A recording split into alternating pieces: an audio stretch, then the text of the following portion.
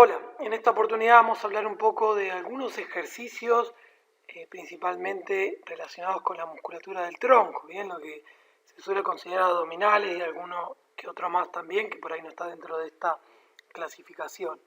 De todos modos, antes de arrancar a hablar de los ejercicios, vamos a hacer un breve repaso anatómico y funcional de estos músculos. Empezando por el recto abdominal o mayor, bien, esos cuadraditos que suelen verse en verano en las personas que tienen bajo porcentaje de grasa corporal. Sabemos que la función principal de este músculo es la flexión del tronco, pero también va a ser accesorio en la rotación del tronco. En cuanto al origen y la inserción, va a ir desde el quinto, sexto y séptimo cartílago costal y costillas, la cara anterior del apéndice sifoide, y va a terminar insertándose en la cara anterior del pubis. En cuanto a este grupo denominado de espinales, que incluye el transverso espinoso, dorsal largo, sacrolumbar, epiespinoso, todos estos músculos muy cortos, bien, que se encuentran rodeando la columna vertebral, sabemos que la principal función que tiene está vinculada con la extensión del tronco, pero también son accesorios en las rotaciones del tronco. Son los más importantes quizás en mantener la postura o la espalda recta, ¿no? Y no irnos o caer hacia adelante. Es decir, serían antagónicos de los rectos abdominales, pero tienen cierta sinergia en la rotación. En cuanto a su origen e inserción, van todos por la columna, bien, rodeando la columna vertebral, desde la altura del sacro, bien, y después van a tener distintas inserciones, desde la costilla número 2 a la número 12, en el canal comprendido entre las apófisis espinosas y transversas, de vuelta diciendo, desde la altura del sacro hasta la segunda vértebra, que es el axis. Con referencia a un músculo llamado cuadrado lumbar, o también lo pueden encontrar en la literatura como cuadrado de los lomos, sabemos que es un músculo que tiene mucho protagonismo en la inclinación lateral del tronco o en la flexión lateral, y también es accesorio en la extensión del tronco. Este va a ir de la última costilla y la apófisis transversa lumbares a la cresta ilíaca en lo que es la parte más posterior. Finalmente, nos encontramos con ambos oblicuos. El oblicuo mayor, también considerado en la literatura como oblicuo externo, que va a estar principalmente su función vinculada con la rotación del tronco, pero además es accesorio en la inclinación que mismo nombramos recientemente del cuadrado lumbar o flexión lateral, y también es accesorio en la flexión del tronco. En este caso, su origen e inserción va a estar entre las últimas 7 costillas, la línea alba, y va a terminar en el pubis y en la cresta ilíaca. Finalmente, el oblicuo menor o interno, que tiene la misma función que el anterior, es un poco más pequeño, de menor sección transversal, también se encarga de la rotación del tronco y es accesorio en la inclinación y en la flexión del tronco. Este grupo muscular va a ir del décimo cartílago costal y la costilla número 11 y 12 y va a terminar en la sínfisis del pubis. A partir de esta diapositiva vamos a comenzar a describir algunos ejercicios, pero en lugar de hacer una descripción pura y exclusivamente de ejercicios, ¿no? de cómo se realiza el ejercicio y demás, lo que vamos a centrarnos es en algunos estudios que han comparado la activación electromiográfica de los grupos musculares que previamente nombramos. Antes de comenzar a desarrollar algunos de estos estudios, me gustaría exponer algunas ideas generales de la electromiografía. Estas ideas generales las baso principalmente en un artículo de Brett Contreras, publicado ya en el año 2010. Sabemos que la electromiografía, también abreviado con las letras EMG, mide lo que es la actividad eléctrica de los músculos durante el ejercicio. La actividad eléctrica de los músculos es simplemente una medida de la señal del sistema nervioso a los músculos, y obviamente deberíamos a esto también asociarlo con lo que se considera tensión mecánica. Podríamos decir que a mayor actividad eléctrica, a mayor electromiografía, deberíamos tener una mayor tensión mecánica, un mayor reclutamiento de unidades motoras. Básicamente la actividad electromiográfica es indicativa del intento que tiene el sistema nervioso de producir más fuerza muscular. Sabemos también que se toma como referencia lo que es la B corta IC, que es una abreviación de lo que se considera la contracción voluntaria máxima isométrica. Lo que se hace básicamente es poner al grupo muscular que se quiere evaluar en una posición ventajosa y se lo contrae con la mayor fuerza posible, lo que es contra una carga que es inamovible, ¿no? A partir de ese tipo de contracción se registra eso como el 100% de la contracción voluntaria máxima isométrica y luego se comparan los distintos ejercicios que se realizan con electromiografía en base a o comparándolo con esa contracción máxima voluntaria. Ocurre que en algunos ejercicios, sobre todo en la fase concéntrica, se puede superar esa activación que se registra con la contracción máxima isométrica, por lo cual van a encontrar a veces que el porcentaje es mayor al 100%, pero no suele ocurrir muy frecuente. Normalmente se toman porcentajes de los distintos ejercicios comparando con la contracción voluntaria máxima isométrica y bueno, y suelen estar por debajo de esa máxima isométrica. Además tenemos en los ejercicios no solo se calcula la media, el promedio, sino que también a veces se calculan los picos. Y en principio los picos de electromiografía, que por ahí no ocurren en todo el recorrido articular, pero sí se dan en un momento o en un punto donde es ventajoso, donde quizás tengamos el objetivo de que el músculo esté muy activado en esa posición, ¿no? Entonces también hay que considerarlo. Pero bueno, sin abundar mucho más, tenemos en esta diapositiva el estudio de Joudas publicado en el año 2008, donde el propósito de este estudio fue examinar la efectividad de, en este caso, de una máquina comercial llamada AB Slide, la que vemos en la parte derecha de la diapositiva, y lo compararon con 3 ejercicios comunes de fortalecimiento abdominal: el crunch abdominal, un ejercicio llamado empuje supino de doble pierna, que vamos a ver ahora en una imagen, vamos a dar cuenta cuál es, y el puente o la plancha lateral. Obviamente esto fue sobre la activación abdominal y la activación del recto femoral. En cuanto a la descripción de este ejercicio que aparece a la derecha de la diapositiva, sabemos que la posición inicial se realiza con el sujeto arrodillado y avanza en línea recta con lo que es la rueda, bien, este aparato que tenemos acá, hasta que los antebrazos tocaron el piso, siempre con los codos en extensión. Obviamente recibieron instrucciones de mantener la columna vertebral y la pelvis en una posición neutra durante todo el ejercicio y luego de alcanzar esta posición volvieron a la posición inicial. En cuanto a la descripción del crunch abdominal, es un ejercicio muy típico, pero vemos acá en la imagen, donde implica un movimiento de enroscarse, flexionar la columna toracolumbar hasta que ambas escápulas se levantaron de la camilla en este caso. Desde la posición inicial y durante todo el movimiento les permitieron que tengan los pulgares en la altura de las orejas y los dedos se relajaron contra la cabeza precisamente para eliminar una flexión excesiva de la columna cervical, mientras que un ayudante sostenía las piernas.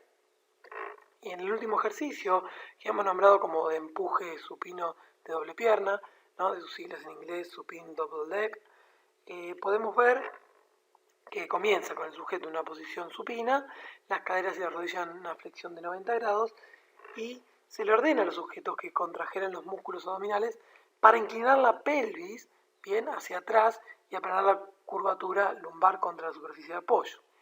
Cuando los sujetos se extendieron las caderas y las rodillas, el examinador detuvo el movimiento en el punto donde el sujeto ya no podía mantener un contacto firme en la espalda baja, ¿bien? Por eso está el otro sujeto observando esta posición. Fueron a esta posición. Este movimiento se realizó usando un conteo de 3 segundos, ¿bien? Ese era el tiempo de contracción.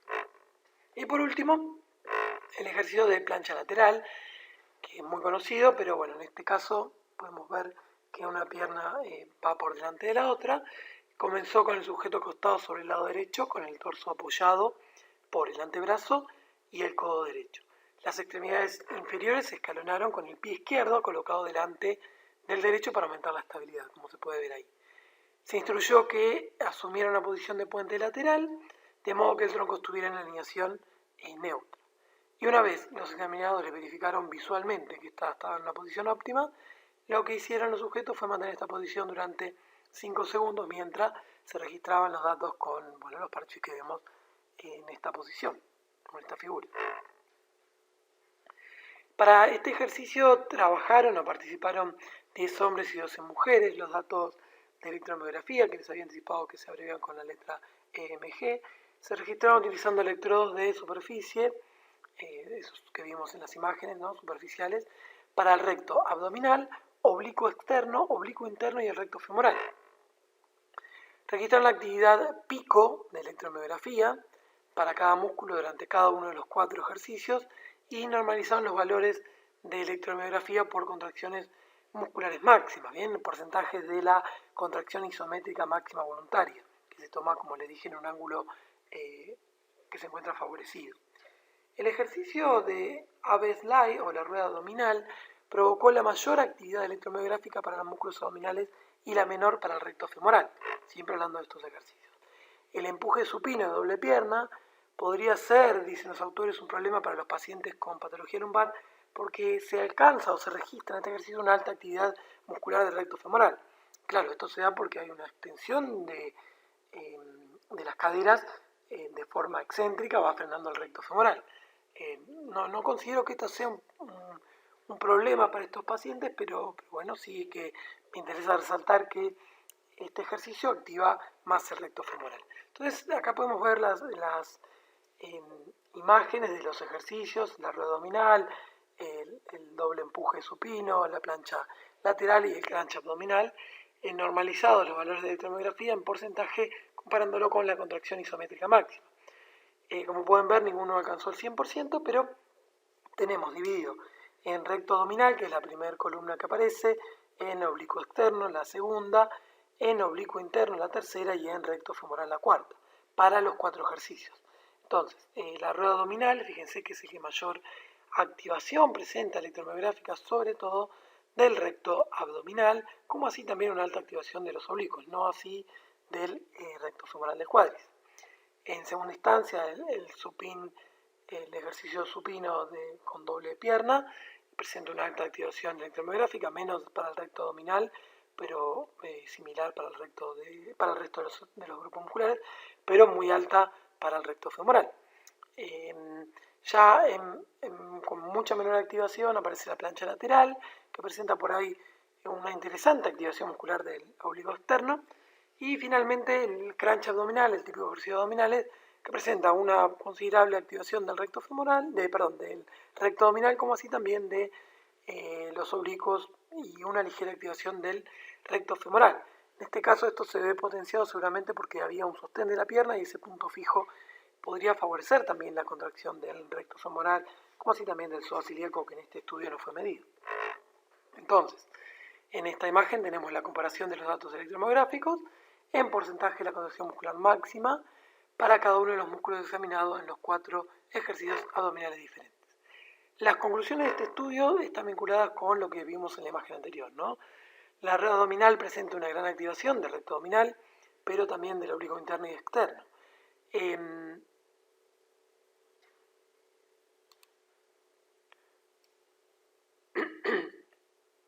empuje supino de doble pierna presenta una gran activación de todos los músculos, incluido el recto femoral, y después tenemos que el ejercicio puente lateral es el que presenta menor activación de todos los músculos, siendo por ahí el oblicuo externo el más activado para este ejercicio y que podría considerarse, seguido por el oblicuo interno.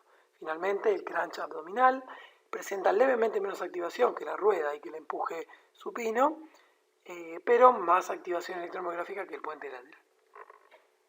En otro estudio, en este caso llevado a cabo por el grupo de Escamilla y colaboradores, donde hablaban de músculos del core, esto no es una presentación del core porque para hablar del core tendríamos que incluir más grupos musculares y no lo estamos haciendo, y tendríamos que hablar de una cuestión más integral, ¿no?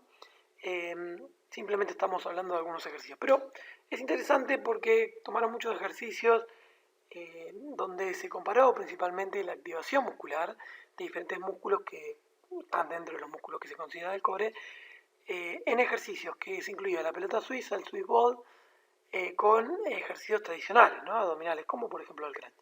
Eran 8 ejercicios de pelota suiza y 2 ejercicios abdominales tradicionales. Algunos son medio, más que ejercicios, son como muy simples, ¿no? Pero otros son muy complejos. 18 sujetos realizaron entonces 5 repeticiones para cada ejercicio y los datos de electromiografía se registraron solamente el lado derecho para el recto abdominal superior e inferior, dividido en superior e inferior, el oblicuo externo e interno, el dorsal ancho, los paravertebrales o espinales lumbares, el recto femoral. Y luego normalizaron los datos usando contracciones isométricas voluntarias máximas. Esta es la posición inicial para muchos ejercicios. Fíjense el balón suizo. Primer ejercicio, de esta posición a esta que aparece acá. Esta es la posición final. A este ejercicio lo llaman pike. ¿Bien? Segundo ejercicio, de esta misma posición que aparece a la izquierda de la diapositiva, a esta posición. Este ejercicio lo llamaron knee up. Fíjense que a diferencia del anterior es mucho más sencillo porque hay una flexión de la rodilla. En el caso anterior, las rodillas se mantenían estiradas. ¿Bien? Después hay una breve descripción de cada uno de los ejercicios. Y otro ejercicio de la posición inicial, starting position, a esta posición que es similar a la anterior, pero fíjense que hay como una rotación, una inclinación hacia un lado. A este ejercicio lo llaman skier. Un quinto ejercicio, lo que hacen es un push-up, es decir, es una flexión de la musculatura, fíjense cómo dobla y flexiona los codos. El sexto ejercicio, hip extension right, donde hay una extensión de la cadera derecha, y el séptimo ejercicio, una extensión de la cadera izquierda. El ejercicio número 8 ya es más parecido a una rueda abdominal, pero con el balón suizo. Fíjense la posición inicial para lo que llamaron roll out y la posición final para este mismo ejercicio. Finalmente, el ejercicio número 10, posición inicial, sentada, bien, o sentado, y luego lo que se hace es, en la posición final, que haya la pierna derecha se eleve, bien, sigue con la flexión de rodilla, pero hay una elevación. Y como hablamos, también evaluaron el crunch abdominal, y a este ejercicio le sumaron un último ejercicio que lo llamaron bent knee sit up, que a diferencia del crunch abdominal que termina ahí, bien, este se va hasta arriba del todo, con un sujeto que te sostiene. Veamos un poco entonces la activación de, en este caso, la figura que aparece en la diapositiva, en la parte izquierda, del recto abdominal superior, en todos los ejercicios que nombramos recién. Como pueden ver, los ejercicios que mayor activación presentaron para el recto abdominal, su parte superior, fueron el rollout, el que aparece acá en la figura, y seguido por el ejercicio crunch, bien, el crunch abdominal. Cuando vamos a hablar del recto abdominal, pero en su parte inferior, podemos ver que el ejercicio que mayor activación presenta era el pike, seguido por el rollout. Para que no recuerdan el pike, es este que aparece en la diapositiva ahora, y el rollout es el que hablamos recién. Vamos a ver qué pasó con el oblicuo externo. En cuanto al oblicuo externo, también tenemos nuevamente dos ejercicios. Nuevamente digo porque el que más activación presenta es el pike, bien, pero seguido, en segundo lugar, aparece el skier, que era el que había una flexión de rodillas, pero que había una rotación e inclinación, bien. En cuanto al oblicuo interno, nuevamente aparece el pike como el primero y en segundo lugar el skier, bien. Pero fíjense que el resto de los ejercicios vienen en bajada, pero en el caso del oblicuo interno es bastante similar la activación que presenta el rollout con el skier, y el hip también extension left aparece ahí. En esta tabla tenemos el reclutamiento muscular relativo para los distintos grupos musculares: recto abdominal superior, inferior, oblicuo externo, interno, para espinales lumbares, el dorsal ancho y el recto femoral. Fíjense, acá dividieron en muy alta activación, alta, moderada o baja, en función de los ejercicios. Para el recto abdominal superior, el único ejercicio que tenía muy alta activación era el rollout. Y para el oblicuo externo, el pike, el skier y el knee up. Pero luego ya con alta activación aparece para muchos grupos musculares el crunch, el pike, bien, el rollout, bien, para el recto abdominal superior e inferior respectivamente. Para el oblicuo externo nuevamente aparece el rollout, bien, para el oblicuo interno aparece el rollout, y recién con moderada activación empiezan a aparecer para otros grupos musculares como el dorsal ancho o el recto femoral, y finalmente muy baja activación ya también aparecen con otros ejercicios. Entonces, como podemos ver, quizás de mayor activación, en este caso para el recto abdominal superior, es el rollout, el pike aparece ya también para el oblicuo externo, como así también el skyer, este que aparece acá, y con alta activación podemos sumar el knee up, que es como el pike o como el skyer, pero doblando las rodillas y sin inclinarlas, y con alta activación también aparece el crunch abdominal, bien, algunos de los ejercicios que estuvimos viendo. En esta diapositiva tenemos una breve descripción de cómo se hizo el rollout. La posición inicial, que es la que vemos en la figura, el sujeto arrodillado, con las rodillas flexionadas aproximadamente 90 grados, el tronco erguido, los codos completamente extendidos, el hombro flexionado, bien, como podemos ver, aproximadamente 30 grados, y ambas manos posicionadas aproximadamente en el centro de la pelota suiza. De esta posición, el sujeto rueda sobre el balón suizo, manteniendo la columna vertebral y la pelvis neutra sobre los antebrazos hasta que los antebrazos se centraron en la bola suiza con los hombros flexionados aproximadamente ya ahora en 90-100 grados, bien, este ángulo que tenemos acá, y luego hay que regresar a la posición inicial. Es como hacer la red abdominal, pero en este caso con una pelota suiza o similar. En cuanto al ejercicio pike, la posición inicial es con las piernas apoyadas, como podemos ver en la imagen, las manos apoyadas en el suelo, con los codos extendidos, y luego el sujeto va a realizar una flexión de cadera, bien, generando que se eleve la zona glútea, quedando alineada esta zona con los hombros y codos, bien, y muñecas. Se realiza flexionando las caderas, que van a llegar aproximadamente a una flexión de cadera de 90-100 grados, mientras se mantienen las rodillas completamente extendidas para luego volver a la posición inicial.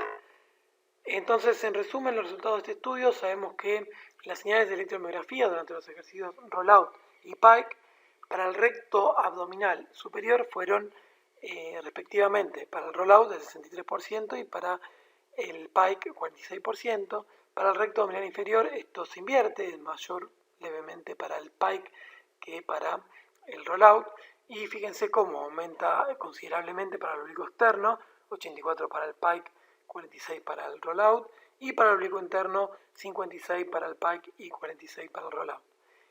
Fueron significativamente mayores para estos dos ejercicios en comparación con el resto de ejercicios. Finalmente, la señal electromiográfica para espinal lumbar fue bastante baja, menos del 10% comparándolo con la contracción isométrica máxima, y como conclusión los autores establecen que el rollout y el pike fueron los ejercicios más efectivos en la activación de los rectos abdominales superior e inferior, de los oblicuos internos y externos, y también del músculo dorsal ancho, al tiempo que minimizan la activación de los músculos paravertebrales lumbares y del recto femoral. La activación con la pelota suiza en los ejercicios como el rollout y el pike fue superior a la activación, por ejemplo, en un ejercicio tradicional como el crunch. Y esto podría resaltar la importancia de trabajar por esta zona corporal con algo de inestabilidad, ya que, por lo menos en este estudio y en algunos más, se vio que la inestabilidad aumenta la activación electromiográfica de estos grupos musculares. Según un estudio, ahora vamos a ver, de Brett Contreras, que analizó la electromiografía de muchos ejercicios para los diferentes músculos considerados también, algunos de estos del core, en realidad todos, pero suelen faltar algunos. Quiero aclarar que estos ejercicios que vamos a ver, o estos estudios electromiográficos, fueron muy completos porque analizó muchísimos ejercicios, pero tiene una cuestión que no es menor para considerar que él los realizó todos los ejercicios con un solo sujeto, es decir, los hizo él mismo, para con él, por lo cual no podemos extrapolar los datos, ya que la muestra es infinitamente pequeña, ¿no? Es una muestra, en realidad es una sola persona. Los ejercicios principales en términos de actividad media y máxima para cada grupo muscular están ordenados de mayor a menor activación electromiográfica. En cuanto al recto del abdomen y considerando la electromiografía media, el ejercicio que más activación electromiográfica se encontró para el recto abdominal fue el chin-up, o las dominadas pero con peso, bien, con peso añadido. Y bueno, yo acá pregunto, ¿será por su activación como estabilizador en este ejercicio? Y sí, ¿no? Probablemente sí, porque en realidad no hay una real flexión del tronco, sino que está activándose como un estabilizador, ¿no? En las dominadas agarre cerrado o agarre supino, con carga extra, ¿no? Con algún disco. Seguido por las elevaciones de las piernas colgado y la rueda abdominal, es decir, estos ejercicios fueron los que mayor activación electromagnética presentaron para el recto abdominal. De vuelta, ¿no? Lo de la estabilidad. En cuanto al pico electromiográfico, se encontraron los picos más altos en el chin-up también, nuevamente, en las dominadas, y en las elevaciones de pierna colgado y el ejercicio crunch en pelota suiza, ¿bien? Que habíamos también hablado un poco de la pelota suiza.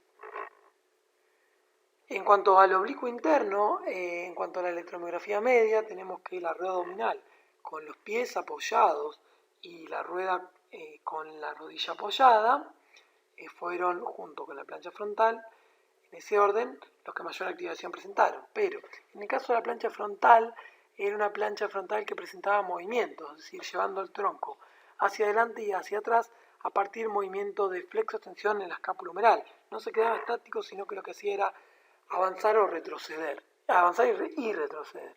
En cuanto al pico electromiográfico, nuevamente la rueda abdominal con los pies apoyados, la plancha frontal con movimiento y un ejercicio llamado tornado ball slam, que tiene que ver con golpear la pared lanzando una pelota medicinal y rotando el tronco, bien, ajustado a una soga o a un fierro, bien, como vemos en la figura. En cuanto al oblicuo externo, la electromiografía media, nuevamente la rueda abdominal con los pies apoyados, la elevación de piernas colgado, que es el mismo que había aparecido en la diapositiva anterior, y la plancha frontal con movimiento, no estática sino con movimiento. En cuanto al pico, para el oblicuo externo se vio un pico muy alto en el Turkish Get Up, que es este ejercicio que aparece acá, donde el sujeto aparece acostado y luego termina en una posición bípeda. También una alta activación para elevación de piernas colgado, que es el que vimos previamente, y para la plancha con movimiento. En cuanto a los extensores de columna y a la electromiografía media, tenemos el ejercicio Knelling realizado con cable leaf, elevar un cable desde una polea baja y en posición de arrodillado con rotación del tronco. Bien, esta imagen que aparece acá la describe bastante bien. El ejercicio denominado landmine, que es con el uso extremo, que es la segunda figura, o punta de la barra, extender los brazos por delante, dejar caer la barra hasta una de las caderas sin doblar los codos bien, de un lado al otro, y volver a la posición de inicio y dejar caer la barra hacia el otro lado, es decir, en la posición media hacia un lado y al otro, rotando bien un poco el tronco. Y bueno, pues en tercer lugar también las hiperextensiones inversas con máquina. En cuanto al pico, nuevamente tenemos el ejercicio Knelling con el cable leaf, ¿bien? Que aparecía en la primera imagen, el tornado ball slam, que aparecía en la diapositiva anterior, y las extensiones lumbares y hiperextensiones lumbares, que no son las inversas, sino que son las tradicionales en máquina. Por otra parte, tenemos que en cuanto a las características del recto abdominal, sabemos que es un solo músculo, pero al mismo tiempo tiene muchas fibras, ¿no? Podemos dividir en superiores e inferiores, esos cuadraditos que se pueden visualizar más arriba o más abajo. Tiene fibras que se encuentran más arriba, esas se llaman superiores, y las que se encuentran más abajo, las inferiores o cercanas al pubis. Sabemos que realiza la flexión del tronco sobre la pelvis y también la retroversión pélvica, y además estabiliza la pelvis y la parilla costal. Como si también interviene en la aspiración forzada, ¿no? Cuando aspiramos forzadamente, es un músculo que trabaja en la aspiración forzada. En otro estudio de Contreras se demostró que es posible colocar más tensión en la parte superior o inferior del recto del abdomen. Según el tipo de ejercicio abdominal que se realice, podemos hacer más hincapié en las fibras superiores o en las fibras inferiores. ¿Cómo lo vamos a realizar esto? ¿O cómo podríamos acentuar el trabajo en una parte o en otra? Bueno, cuando se realizan los movimientos de flexión, pero en dirección desde el hombro a la cadera, es decir, de la parrilla costal y esternón hacia el pubis, en este caso se trabaja o activa más la parte superior de los abdominales. Y cuando los movimientos de flexión van en dirección de la cadera hacia el hombro, ¿bien? Como puede ser cuando levantamos las piernas, que el levantar las piernas no trabaja la flexión de cadera en ningún recto abdominal, sino que trabajaría psoas, el ilíaco, el recto femoral, pero obviamente eso agrega tensión porque también la pelvis o los músculos que se insertan, los abdominales que se insertan en el pubis, tienen que hacer una contracción isométrica y después, si elevamos la cola hacia atrás, la pelvis también se eleva. Es decir, en estos ejercicios que van en dirección desde el pubis hacia el esternón, se hace más hincapié en los abdominales inferiores. Otras características del recto abdominal, tenemos que recordar que no movilizan las piernas, como dije previamente, ni flexionan la cadera, pero es cierto que para realizar la flexión de cadera, que está a cargo de, como dije, del psoas, del ilíaco, del recto anterior del cuádriceps principalmente, los abdominales tienen que contraerse de forma isométrica y dar estabilidad para esos músculos, para que esos músculos puedan traccionar del fémur y realizar la acción. En el caso del crunch en balón suizo, se activa más la parte superior del recto abdominal que la parte inferior. Y por ejemplo, en el ejercicio Lying Leg True, es decir, que un compañero, ahora vamos a ver la imagen, que un compañero te empuje las piernas hacia abajo y luego las subas, activa mucho más la parte inferior, ¿no? Esta imagen que vemos acá. En un estudio de Schoenfeld publicado también con Contreras en el año 2014, donde hicieron comparaciones, ¿no?, de la plancha abdominal o puente, se puede ver algo muy interesante, como para que tengan una variante más intensa, que es que la plancha frontal o puente de palanca larga, es decir, con los brazos más alejados, más distales, ahora vamos a ver una imagen, ofrece una alternativa más desafiante que la plancha tradicional, ya que resulta en una activación muscular considerablemente o notablemente mayor de la musculatura central. En la imagen A y B vemos una plancha común y en la imagen C y D vemos lo que es una plancha con mayor brazo de resistencia, si se quiere, pero donde vemos que se puede ver cómo está más distal, ¿bien? O está más ampliado este apoyo, ¿bien? Fíjense, A y B vemos la plancha tradicional y en el caso de C y D vemos una plancha más larga, ¿bien? Fíjense cómo se parece.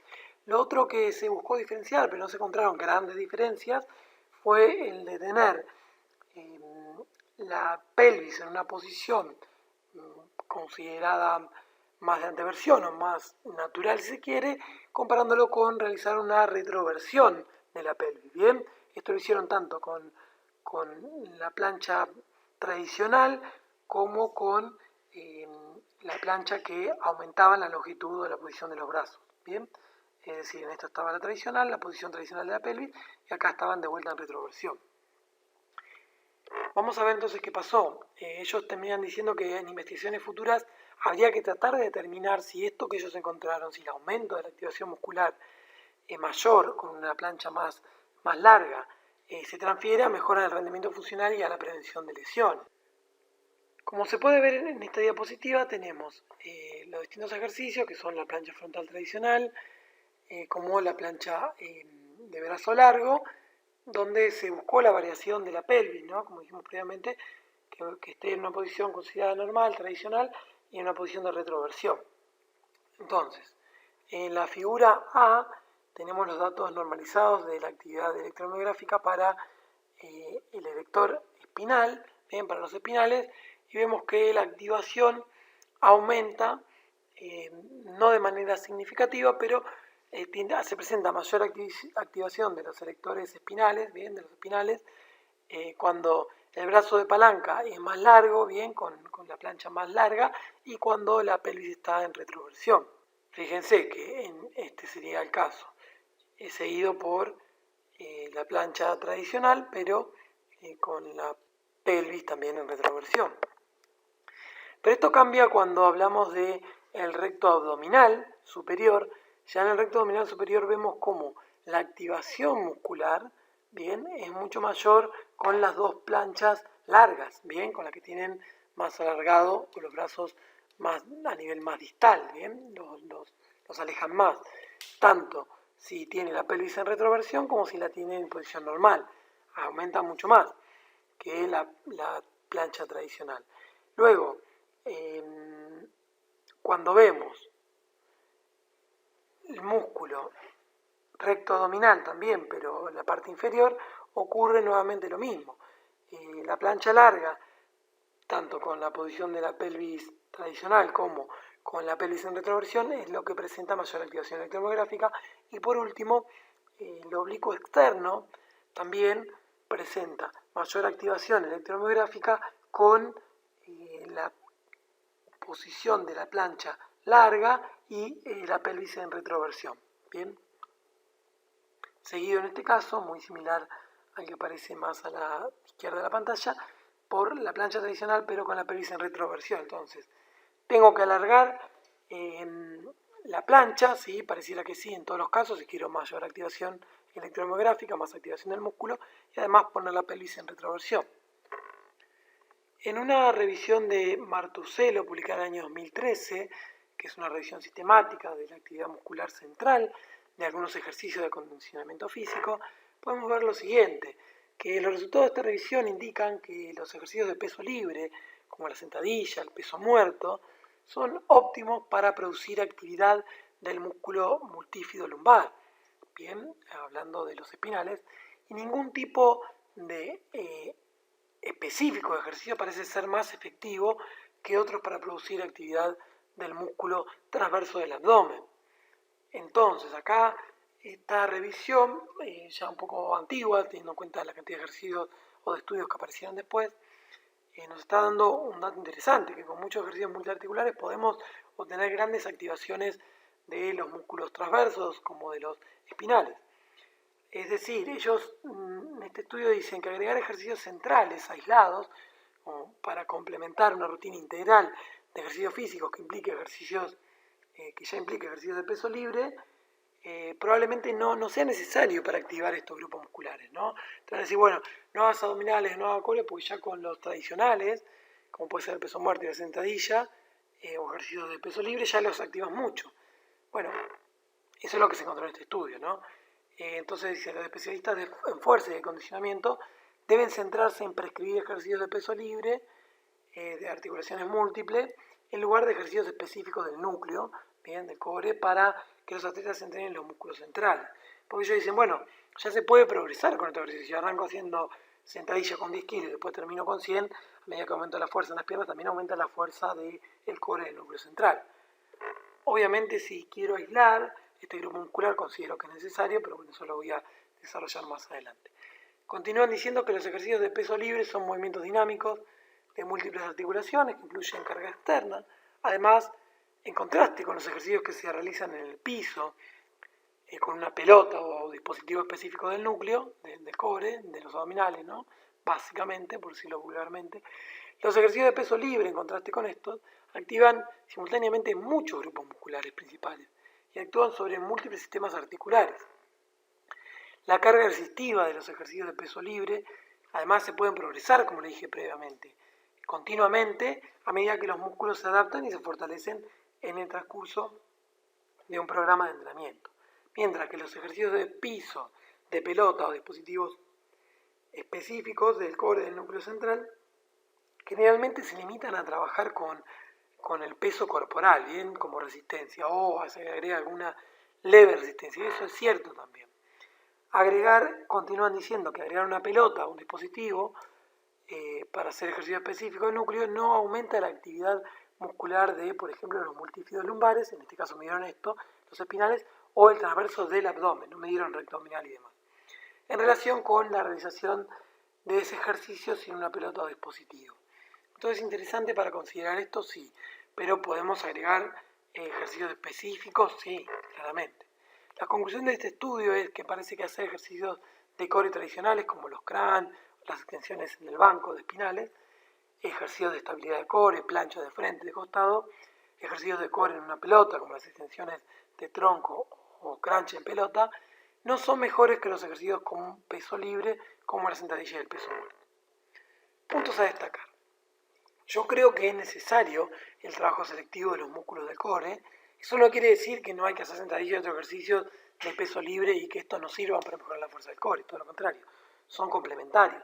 Pero a veces necesitamos hacer una progresión metodológica de ejercicios que vayan más selectivos a más globales.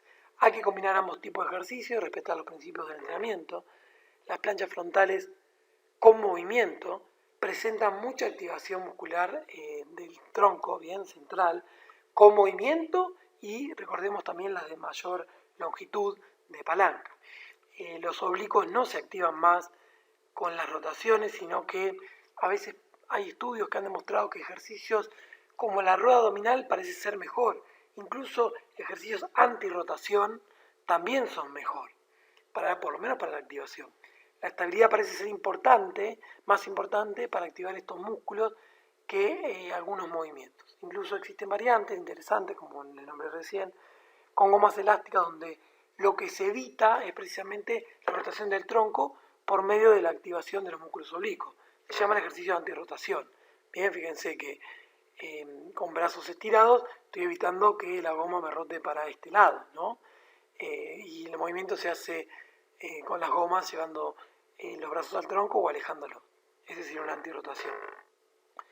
Realizar el crunch con los brazos extendidos genera una activación del recto abdominal, sobre todo de su parte superior. Realizar las elevaciones de pierna colgado activa mucho el recto abdominal, pero sobre todo en la parte inferior. Entonces, los crunch para la parte superior y el ejercicio colgado para la parte inferior. Otro ejercicio interesante para los oblicuos, que además tiene gran activación del recto abdominal, son las inclinaciones laterales con mancuerna. Bien, con una sola mancuerna voy el excéntrico acá de este lado y vuelvo a la posición neutra o recta. Incluso me puedo pasar un poco más. Con relación a lo lesivo o malo que puede ser el ejercicio de crunch abdominal, expongo algunas de las conclusiones de la revisión realizada por Schoffel y Contreras, donde se revisaron los riesgos de realizar ejercicios dinámicos de flexión espinal o flexión del tronco, entre otras variables que analizaron. Según esta investigación, es prematuro concluir que la columna vertebral humana, en vivos, en personas vivas, tiene un ciclo limitado de ciclos de flexión. Esta afirmación de que son perjudiciales para la columna vertebral en individuos sanos sigue siendo especulativa y se basa en gran medida en lo que fue una extrapolación de datos que se obtuvieron de animales in vitro, en tubos de ensayo, en laboratorio, que estaban muertos, ni siquiera estaban vivos. Esto hace que sea de una relevancia cuestionable para la biomecánica espinal en humanos vivos, ¿no? Entonces, por ejemplo, estudios como este extraen datos Contreras y Schoenfeld de estos estudios que se analizaron, y como pueden ver, el número de sujetos analizados era primero que eran la columna cervical de cerdos, porcina, segundo que las muestras son bajas, pero más allá de las muestras, la compresión medían, creo que en Newton, calculo, no sé cómo la midieron, esta compresión alta, pero fíjense en el número de ciclos que realizaron, la cantidad de repeticiones que tenían que hacer para que aparezca alguna hernia. Bien, fíjense que 86.000 flexiones de tronco no tienen nada que ver con hacer 3 series de 12 o 8 series de 15 o 4 series de 10 con cierto peso, ¿no? Son 86.000 repeticiones, 6.000 repeticiones, 10.000 repeticiones, 6.000 repeticiones para que aparezcan 4 hernias. Nadie va a hacer esa cantidad de flexiones de tronco, todas juntas, y además la columna no funciona solamente con compresión y con el disco, sino que hay estructuras ligamentarias, musculares que rodean y que van a disminuir las cargas compresivas también. Se puede afirmar que estos ejercicios pueden producir un efecto beneficioso en términos de salud del disco, dicen esos autores. Las contraindicaciones para el movimiento de flexión solo parecerían aplicables con respecto a aquellos con patología espinal existente, como hernia de disco, algún prolapso, alguna protusión, donde ya esté la lesión instalada y por ahí en algún momento no haya que realizarlo. Hasta la fecha los autores continúan diciendo que no conocen ningún estudio que haya investigado los efectos del ejercicio de flexión en las espinas humanas en vivo, ¿no? Se necesitan más investigaciones para evaluar los efectos agudos y crónicos de los ejercicios dinámicos de flexión espinal en sujetos humanos en vivo, que estén vivos, ¿no?, para poder sacar conclusiones definitivas sobre este tema. Con respecto al diseño del programa, la fuerza básica y la resistencia básicas se lograrán mediante la realización de la mayoría de los ejercicios no basados en máquinas. Recuerden que las máquinas aíslan, ¿bien? Como pueden ser las sentadillas, los pesos muertos, incluso las flexiones de tronco. Los ejercicios centrales específicos pueden servir para mejorar el rendimiento deportivo, la capacidad funcional y también para la estética. Una variedad de ejercicios abdominales son necesarios para trabajar suficientemente la musculatura abdominal y estos ejercicios diferirán según los objetivos de entrenamiento. Todo esto basado en este artículo de Brett Contreras. Los autores también aclaran que es importante realizar un enfoque multiplanar, equilibrado, bien, en distintos planos, para el entrenamiento central que incorpore una combinación de ejercicios no solo dinámicos, sino también isométricos. Asimismo, es fundamental garantizar una biomecánica adecuada para estabilizar la columna vertebral. Con eso finalizamos.